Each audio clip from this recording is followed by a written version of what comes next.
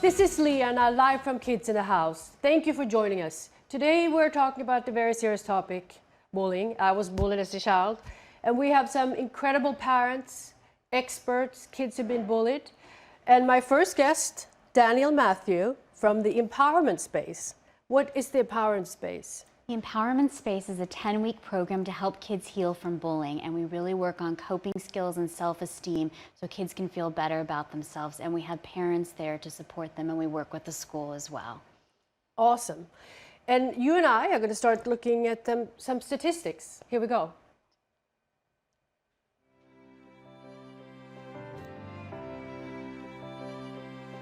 And I would cut my wrist, thinking that one day I'll have enough courage to split my vein.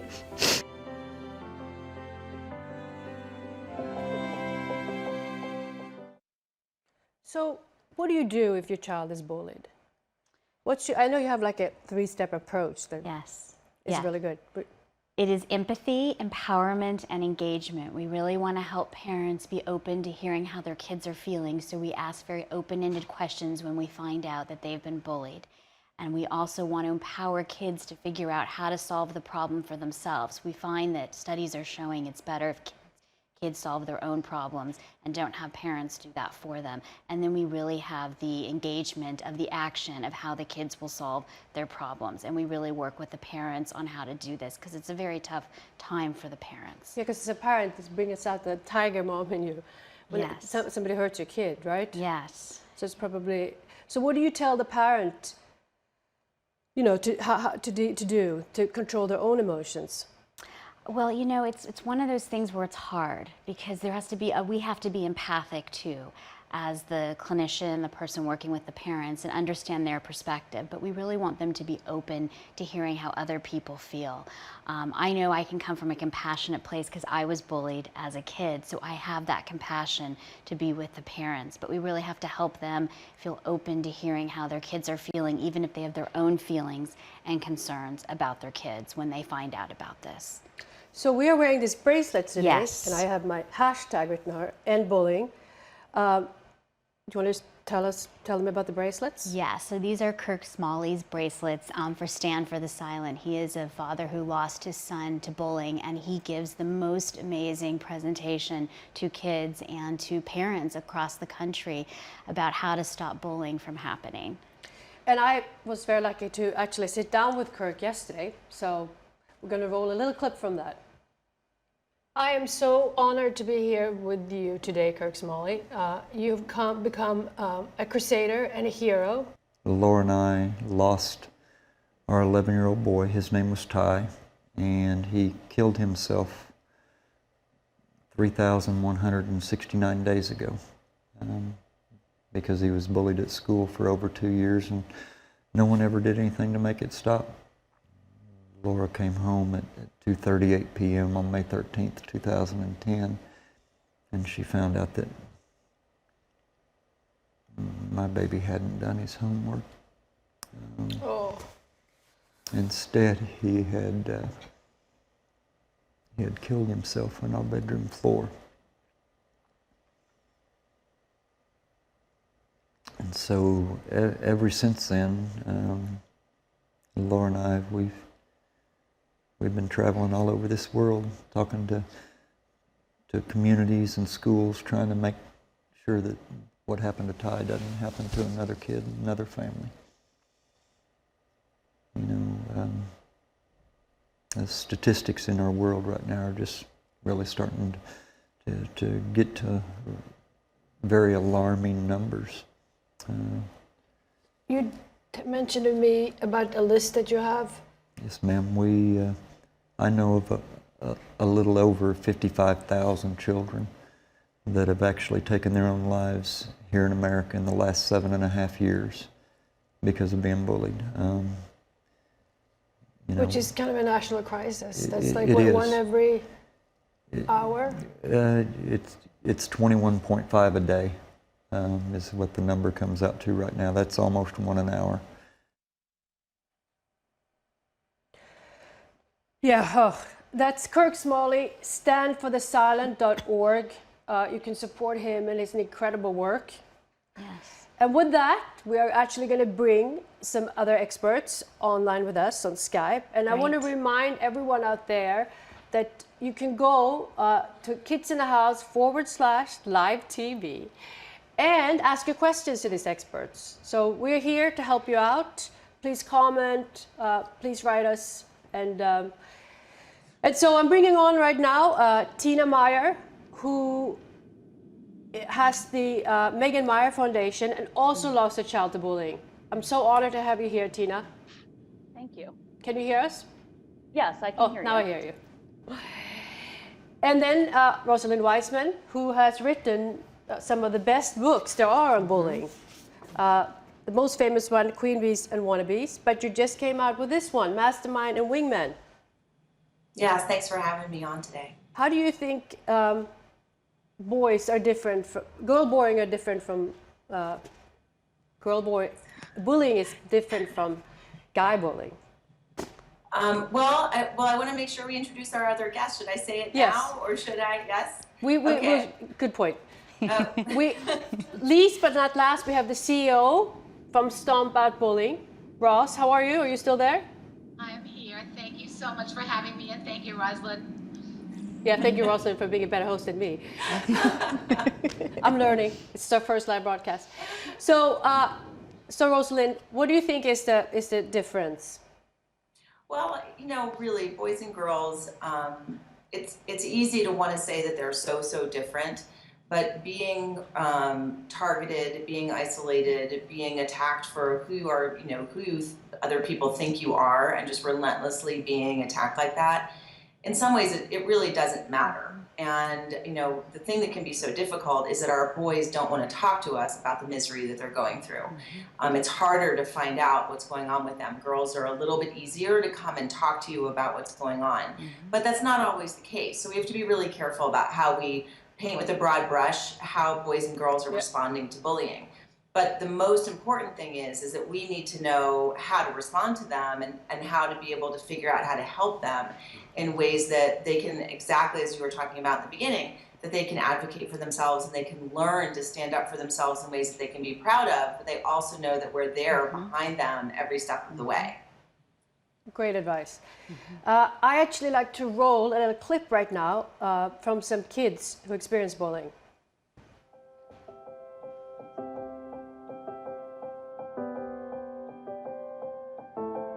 No, I don't know why. She's just no longer our friend. Oh my God, she's so fat. She's so ugly. That bitch, that slut. And she said, at least I'm not black. It's because I have like baby hair. And since it's dark, that I look like a boy.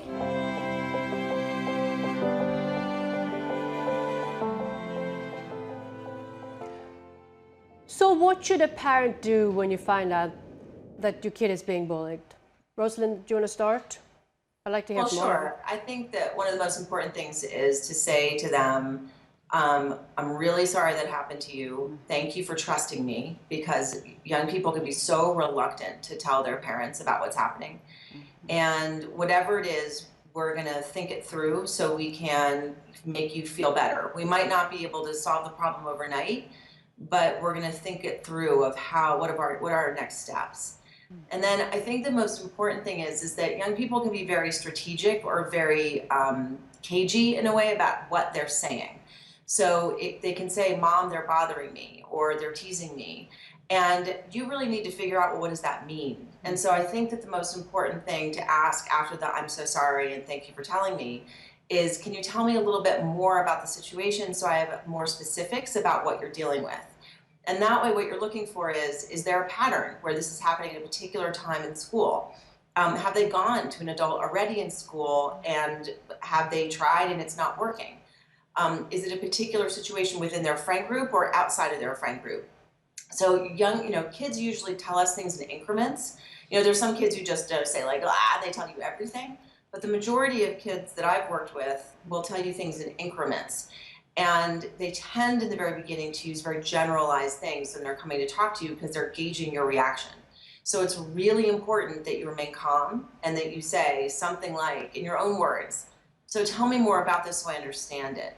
And then you can figure out what's the most appropriate response. And then I think the last thing to say is that although, and you mentioned this in the beginning too, is that when you hear about this, it can be very, very tempting to have your anxiety and your anger totally dominate your reaction. So you just you say to yourself, I'm gonna go down to that school and I'm gonna X, Y, and Z. I'm gonna this, I'm gonna that. It's really important to not let that kind of tone of voice motivate you and guide your behavior, because that way you're just motivated by anger instead of what you need to be focusing on, which is how do we get your child safe and getting them into a situation that they feel better about. Tina and Ross, do you have anything to add? Or should we move to the next question? I totally agree with what Rosalind said. Parents tend to get hysterical, and rightfully so, but you can't show the hysteria. You've got to remain calm.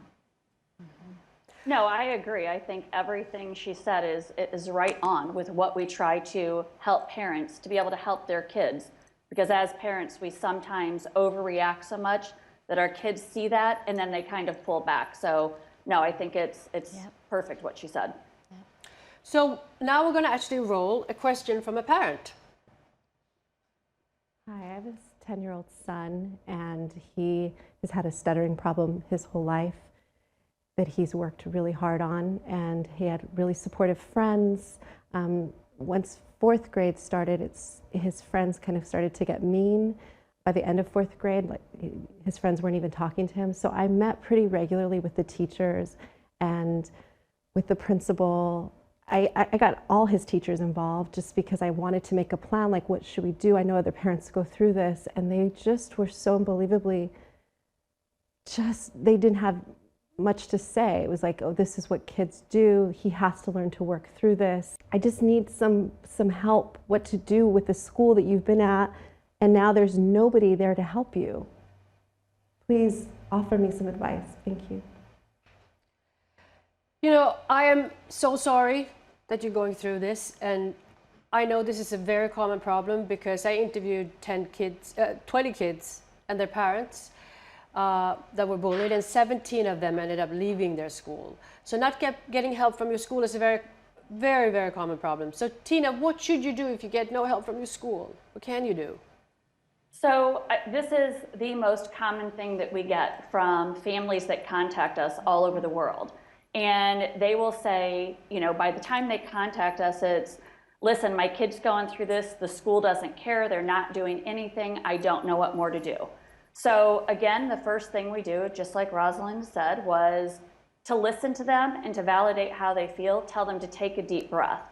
And then what we do is ask them to start talking to us about a timeline of what's happened, to be able to make sure that is it true and in fact bullying? Is it truly and in fact cyberbullying?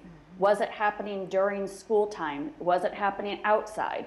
And so we talk to them about that to get them to calm down. We also talk to them about FERPA and privacy laws, letting them know that when they get frustrated about what disciplinary actions or consequences are going to be put to other children or another, a group of them, we explain to them about the privacy laws that schools cannot tell you those things. And so sometimes when it feels like schools are doing nothing, in fact, they're doing things, but you just don't know about it. Then what we do is we really look at now giving them some steps, because ultimately we want to make sure that child feels emotionally and physically safe at school. So we will talk to them about who have you contacted, when have you contacted them. And sometimes it gets to the point where when they've talked in piecemeal to a teacher, to a coach, to a principal, what we ask them to do now is chronologically put the information of what has happened, who they've talked to, and put it in a letter.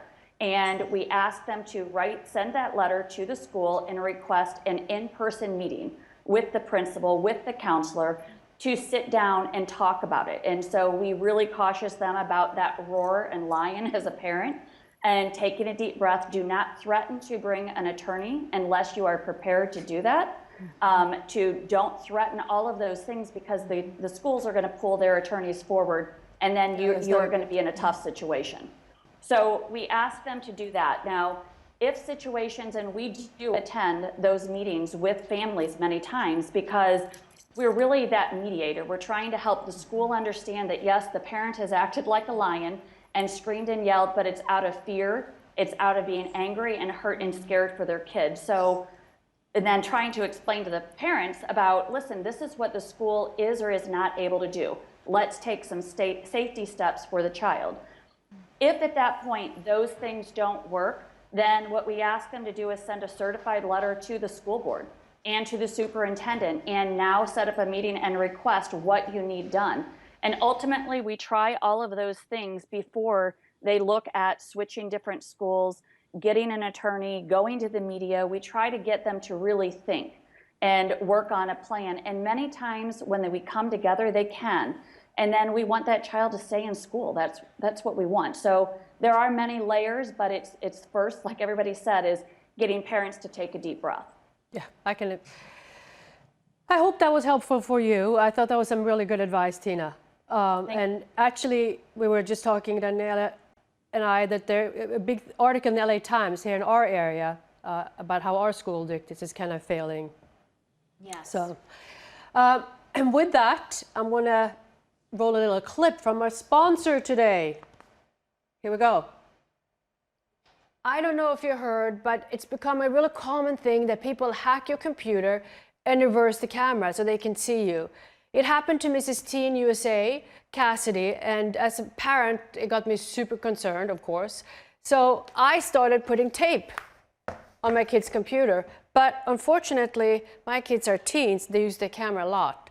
So the tape would go off and never go back on again.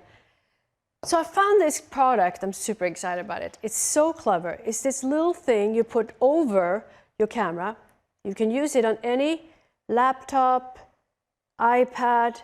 You just put it like this, and when you want to use the camera, you just slide it right over, like this. And when you don't want to use it, you just slide it back like this again. It's only a couple of dollars and a great way to keep your kids safe. They also have a family pack. The company is Protect Privacy, and you can also get them on Amazon.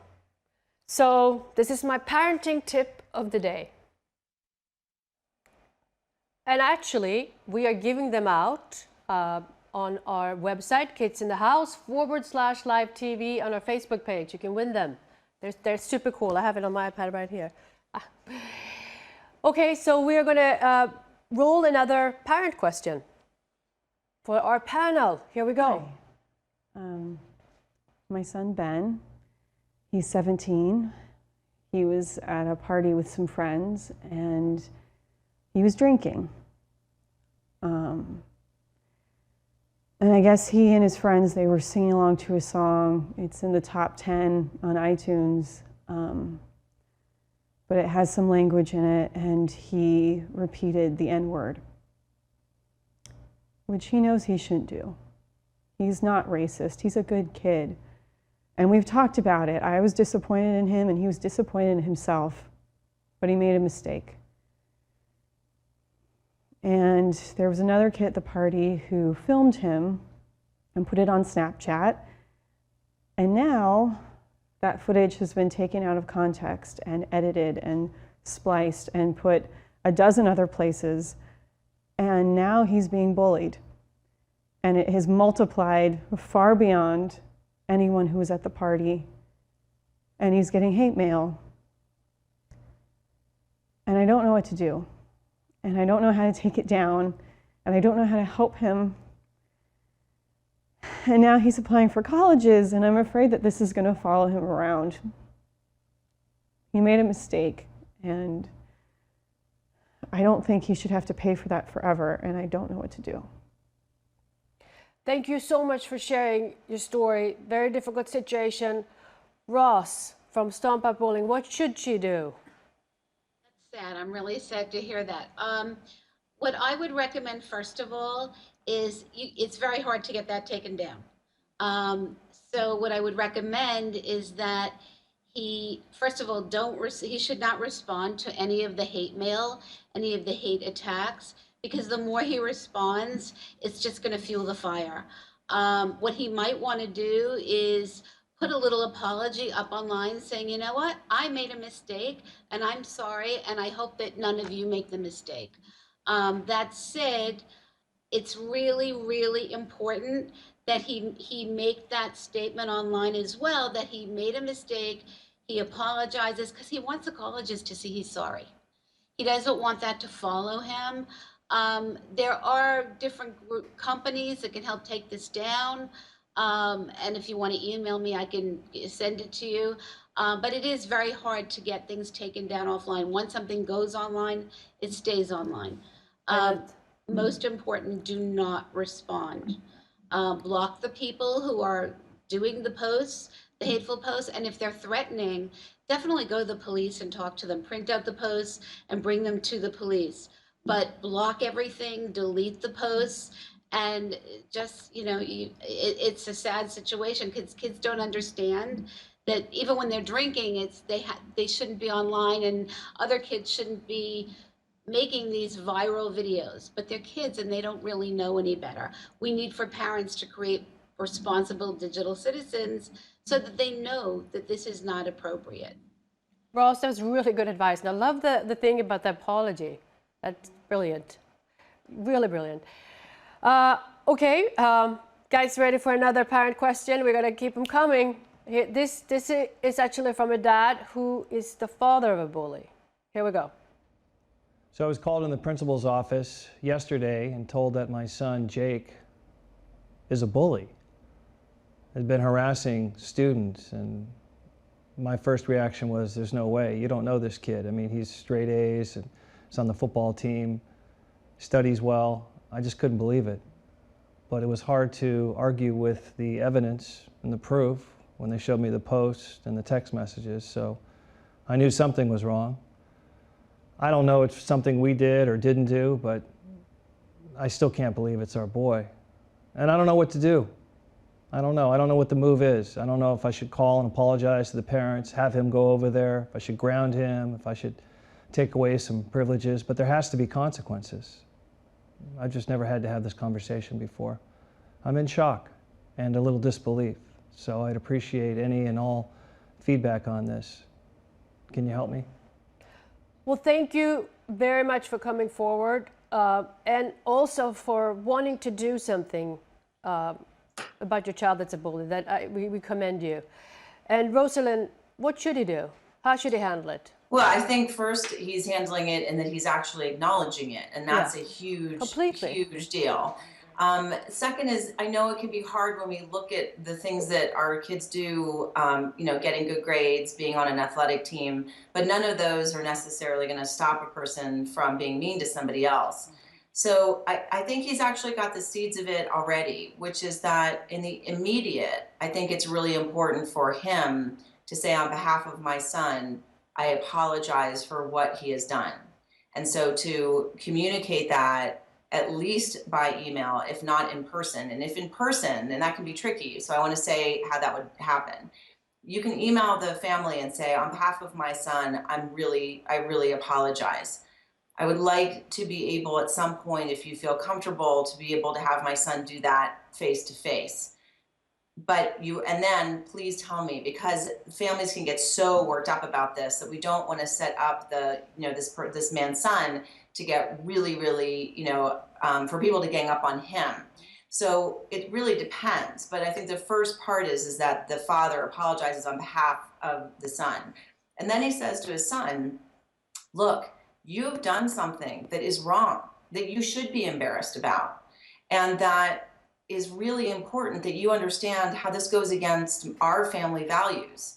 And at the same time, I really expect you to get to the place where you can apologize in person to the people that you have hurt, and that you have prepared that apology so you understand what that is. Because we don't want that young man to go in front of these people and not really be prepared for how to do it. It takes a long time for us sometimes to really acknowledge the hurt that we have done to other people. And so we really need to be able to frame for that young person how to apologize. And that means being genuine in your tone, knowing what you did that hurt the other people, not making excuses or justifications for what you did. And so to be able to ask for that kind of reconciliation is a very powerful, powerful exercise. And particularly between fathers and sons, for the father to say, as in the framework of, as a man of honor and of courage and integrity, this is the way through. So this is the way as your family and as your father that it's important for me. So yes, it's hard, but as a man of courage, as a man of honor that I know you are, then I expect you to take those steps. And so if we do it in a way where the young man can see a way to feel pride back in himself through a very difficult situation, and that pride ironically comes from being able to acknowledge the hurt that one has done or made a huge mistake, that those are the tremendous character building opportunities that not only shift this young man and understanding empathy as well, because it's horrible to be in this situation, to take responsibility for what you've done, but it also frames for him what his family expects from him as a young man. Great advice, and I hope that was helpful for you, and I'd love to stay in touch with you and see what happened. So thanks again for being so brave. And I also actually found this article, this blog online by Nicolette, How Does She? And she says, she wrote this really, really good blog, When You're the Mom of a Bully.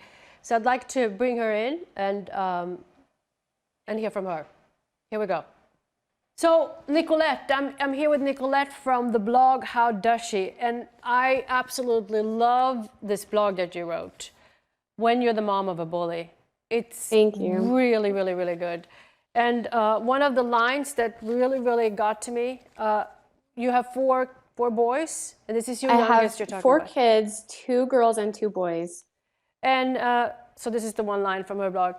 Before having him, I looked at kids like him with little leniency.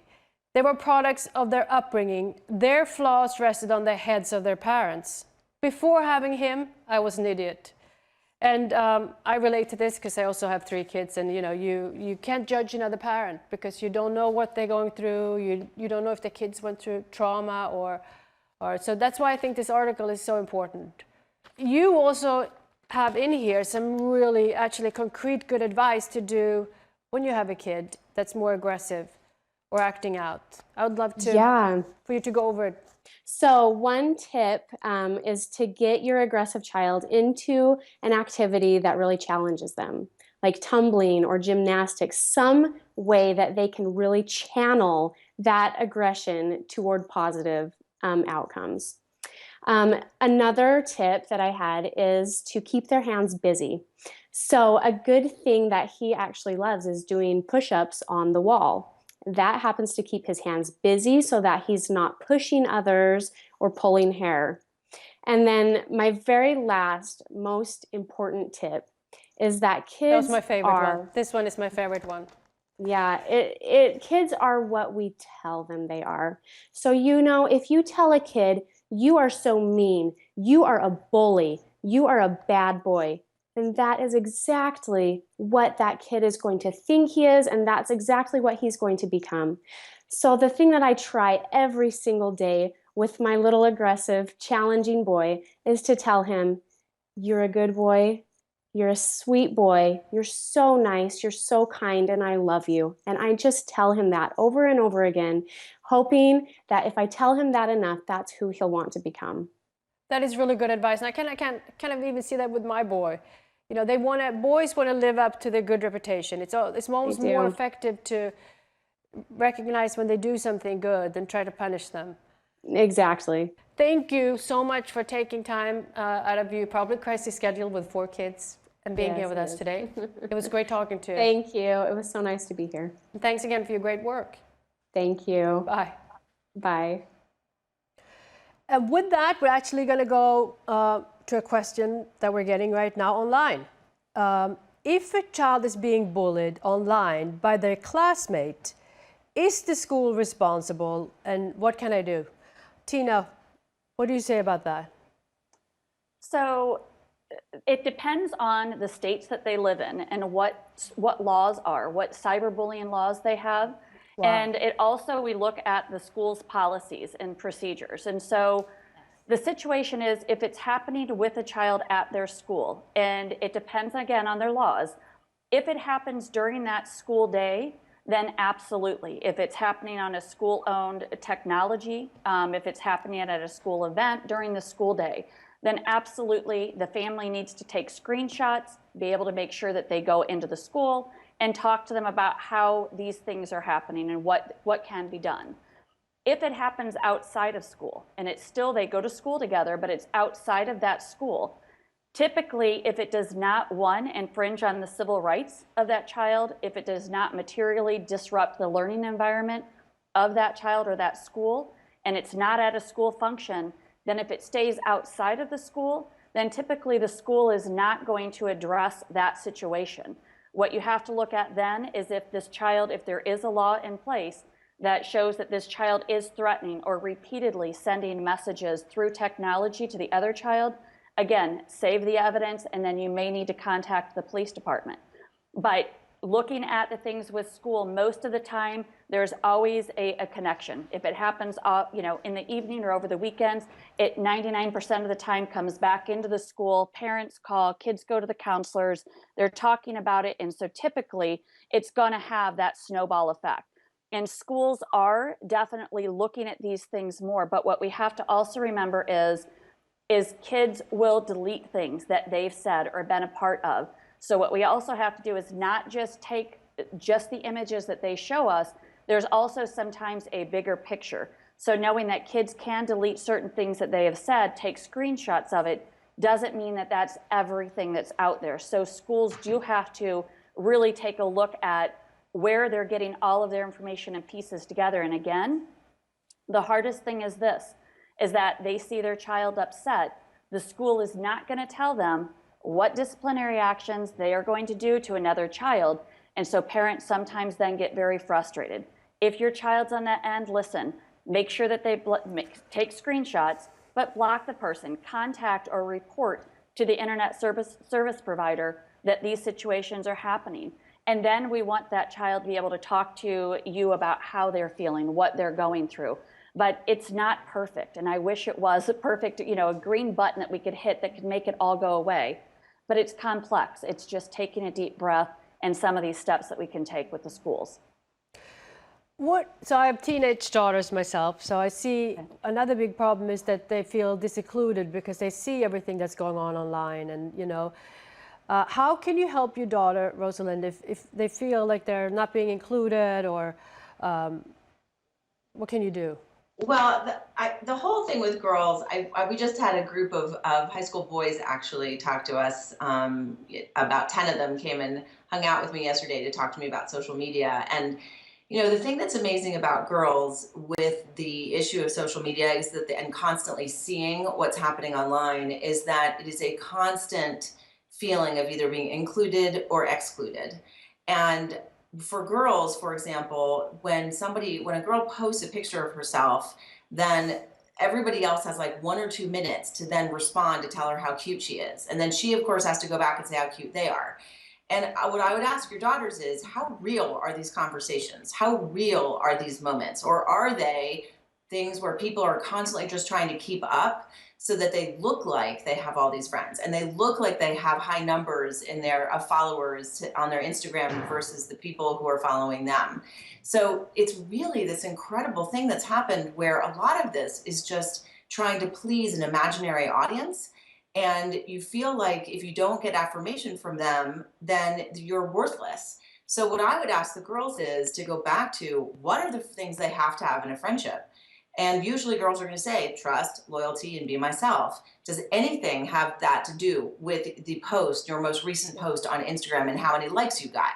So it's really imperative to be able to frame this for them, because otherwise the way they are developmentally, and frankly, adults are just as bad about this. I don't know. I mean, we haven't talked about how bad adults are on social media. No, but parents are, I get so many stories from kids about how hypocritical adults are on social media, that's really one of the issues here is that, but for young people, we've got to be able to give them a context to be able to have good friendships that is not constantly being reviewed or constantly being analyzed or critiqued based on the images they're posting on social media. No, I'm so with you on that one. We get comments on our videos even. And you go, who are these people? Who are these people sitting here saying these things? It's like, it's so amazing. Can I tell you, I just recently had a young person in a focus group say to me that his parents were ganging up on somebody in their neighborhood anonymously, and they were doing things on Facebook that they would never ever allow their own child to do. And he was a sophomore in high school. And I said to him, could you ever like talk to your parents about this and show them sort of the double standard here? And all of the kids in the room just said, no way, parents aren't going to listen to us about that stuff. And one of them said, there is no amount of proof that would ever get my parents to look at their own behavior. So we have really got to look in the mirror about what we're doing that's contributing to this problem. Well said. Now I actually like to roll a clip from our website. It was an interview I did with a mom who had a gay child that was being bullied. And her interview really touched me really deeply. And you can see the whole interview on our website, but I'm just gonna roll a tiny little clip to see what you think about it. Here we go. When my son was in 5th grade, he was in a public elementary school in Phoenix, Arizona, where we lived for a short time. And one day when I was at school, his teacher asked me if I was aware that being gay was against God and the Bible. And it caught me so off guard when she said that, that I didn't really know what to say. And my response was I just looked at her kind of in shock and said, you know, I actually hadn't read that in the Bible, but my understanding was it also says, love thy neighbor and thou shalt not judge. And I walked out of the school. I cried on the way home. I went home and told my husband that we needed to leave. That's when I knew. I mean, I pretty much suspected we couldn't stay there, but that's when I knew we had to leave. Well, Nanette is such an amazing mom. But not all parents can move, and it's a topic, of course, now in the media becoming a big issue. So what rights does a transgender or a gay child have that's being bullied or not? This was in a public school, if you can believe it or not. So this one goes to, do you want to start, Ross? What rights are there for kids? Saddens me so, because it doesn't matter what your sexual orientation is, what the color of your skin is, what you look like. You're a person. And that's what schools and people need to recognize. The fact that the teacher said that, their own personal belief, and she should not have put that out to the mom. It's so important that, first of all, the Constitution says that we are all equal, so we all have the same rights. And if a teacher is bullying a child, and I don't know that she was bullying the child, but the fact that she said this is so disturbing. I would have a conversation with the principal. I would have a conversation with the school board if I had to, because what are the policies of the school? Does the school believe that all children are equal? And if they don't, what are they doing about it? A child should not have to leave a school or the place where they're living because of their sexual orientation or their gender. It's just heartbreaking to me. So, first I would go to the principal and see what the school policies are. Hopefully that they believe everyone is equal, and the teacher should be reprimanded for that, and understand that you can't talk to a parent that way, and you can't talk to a kid that way who is not heterosexual or not what you perceive to be what you believe in. The other thing is, if the school gives you problems with this area, you can always go to the Department of Education, Office of Civil Rights, because no child should be discriminated against. That is just truly heartbreaking. Great advice. Will anybody jump in? No? No? Okay, good. So if you like this program here today, here's how you can support Kids in the House. Parenting is not easy, and you could always use the extra help. Kids in the House has over 500 best-selling authors, doctors, and experts, all at the touch of your fingertips, providing the answers and insight when you need it. With over 9,000 videos, if you've got a question, Kids in the House has got the answer. Get instant access today to the premium content parents need. Oh yeah, we shine like stars. Be a parenting superstar today by subscribing to our premium content. Inspire, educate, entertain. Kids in the House. So welcome back. We're getting a lot of questions about bystanders. So Danielle, what should you teach your child about being a bystander, or what? How can we teach our kids to be good bystanders? I think those are the most interesting kids out there right now, are the bystanders, because they can really influence how a bully acts and he responds or she responds. And I think it's really important to look at a positive way to be a good bystander and to be helpful to others and kind. And I think, as a lot of our experts have wonderfully said today, it's about the open communication and dialogue about what that's going to look like to be a positive person and a positive friend to somebody who is in need and feeling a lot of pain themselves in that moment. Great said. Well said. Do you guys have anything to add about bystanders? I would like to say something. Sorry. Yeah. So I think one of the things that we try to do when we go into schools is, again, not shame these kids, not shame them because they are not the ones who stepped up and why are you standing by. But what we try to really do is openly and honestly talk to them about what would they need in a situation like that if it was them. If it was a younger brother or a sister, somebody that they cared about and it was happening to them, to think about what would they want other kids around to do. It doesn't always mean that they have to be the ones to jump up and intervene in the middle of a fight or scream and yell. We don't want them to do that. But sometimes it's these small, simplistic things that they can do of, hey, I just saw that happen. That was not cool. I'm sorry. Or, you know, hey, here's your books. I know that they just knocked it down. Those aren't okay. Or quietly go tell a teacher about, listen, this is going on. But there's small little things that they can do. And when you pose it and put it in a place of somebody that they care about, not even themselves, but somebody they care about, then they will say, no, it's not okay people walk around. No, it's not okay they videotape it. So what do you need? What do you need other people to do for them? And so it's trying to get them to think of that, because peer-to-peer is so much more important and influential than it is for us as adults to step in.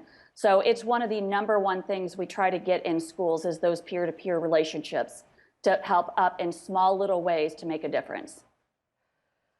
Well said. said. Let me add from what Tina's saying, because I think what's so hard when I talk to kids about this is, I mean, imagine where this sometimes happens. Like if you're in a hallway and there's hundreds of kids in a hallway or in the lunchroom, and you see something happening, but you're not really close friends with somebody, but you see something that makes your stomach go off a little bit, there's a series of things that happens in your brain that you're like, wait, did I just see that? Is that weird? Well, those people are much closer to that person than me. Like maybe I'm not getting it. Maybe there's something I just don't understand. So, and all of this stuff is happening and seconds are going by and then the moment passes. And so we have to acknowledge how messy and how easy it is to misinterpret or doubt yourself in these moments. So that's the first thing. And that's where a situation is where you don't really know the child, and you know it's a peer, but you don't really know the kid. And so there's a lot of pressure on kids, and it's understandable, of not wanting to get involved when you're not really close to the person. Because you also think, well, if their close friends will do something to help out, or they understand the situation better than I do. And then the other one is when it's happening within a friend group. And that's also just as tricky, because you feel like if you speak out, then your friendships are going to get tested, or your loyalty is tested within the friendship group. So it's easy to just pretend that it's not really that bad. So one of the things I say to kids within friendship groups is that everybody has a line that you do not cross, and good friends know what your line is. And so friendship is a bond, and if it's not just a word, so you cannot exploit, you cannot take advantage of the line. If you violate the line, then you are not being a friend. And bystanders within the friend group, they know that line. And so I'm saying to them, to just take one moment, choose one battle. You don't have to do it all the time. What you're trying to do is just get kids and any of us to choose one battle, one thing to stand up for and say, no, that's not right, just the way that Tina's talking about. Great advice, and I want to thank all of you so much for taking time out of your busy schedule to be here with us today and help some parents. And before we close, I'd like to see how we can support you. So Tina Meyer, like we said, you lost your own child to bullying and become a crusader. How can we support the Megan Meyer Foundation? So we travel around the country to go in and speak to schools. And so they can go online and make a donation. They can volunteer and be a part of it. Or they can even, at the minimal, is take Megan's story and maybe use that as dialogue. Share that with children that are at a certain age to talk about, okay, how do we keep safe online? How do we think about the words that we say? How do we look at our friendships and how do we support them? Who do we go to when we're struggling? So again, it doesn't always have to be that monetary part. It can also be that awareness and education, and that's always our hope. And by the way, you can see Tina's videos on Kids in the House where she tells the whole story about her daughter and everything that happened to them. Thank you, Tina. Thank you. Bow down to you. Thank you. And then Ross, one of my favorite anti-bullying organizations, Stomp Out Bullying, celebrating 12 years. What can we do to support you? Well, we're always looking for new teen ambassadors who we work with them to go to the schools and speak to their peers, which is always really helpful. And we also, if kids are being bullied or cyberbullied or even feel at risk that they might be feeling suicidal, we have a help chat line with trained counselors. So we'd love for the kids to be able to go to the help chat line on our site and be able to get help and talk to the counselors. And of course, we have tons of information on our website. And please visit it. And if you need more information, let us know. We're always here for you. Oh, thank you. And of course, Rosalind, they can support you by buying your books that are amazing. I only have 2 of them, but you have a lot more. But I do, but we do have a new curriculum that I really would love people to know about. It's called Owning Up. And we have a new website called Cultures of Dignity, and we're working with schools and communities around the country to really work with what they're already doing in their communities to supplement it with resources and things that everything that we do, we have young people vet and edit and tell us what we should be doing and what doesn't work for them. And so at Cultures of Dignity, we are working with teachers and parents and young people to create those communities of dignity. And so we have a new curriculum called Owning Up. We have a new website called owningup.online. So there's a lot of ways that we are working with communities to supplement the wonderful things that they are already doing. awesome. And you also have some great videos on Kids in the House. I do. Yes. Thank you for your time and for being here today. We really, really appreciate it. Thank you. Thank you. And it's just us left here? Yes. So do you have any closing thoughts? I just think everyone and what they've said today is really about healing kids from bullying and how to help kids learn how to deal with other kids and solve problems for themselves in a really empowering way. I think that's the word we've all really been talking about, is empowering our kids and how we can do that and our families as successfully and easily as possible. Thank you. And I want to remind everyone out there that you can actually, we have a special on our membership for today. You can get $1 for 1 year. So go to Kids in the House /live TVs /promo, I think it is. It should say here. Say here? I think so. And I like to close actually with one more video from our kids. So please join us again for our next segment, and write to us if you have issues and topics you want us to cover, or just a question. So here we go, the kids from Stand Up for Bullying. Here. I believe that bullying is a crime. I have the courage. I have the power to make a difference. Instead of bringing people down, we want to encourage and empower everyone we meet with our words and with our actions, whether it's in person or online.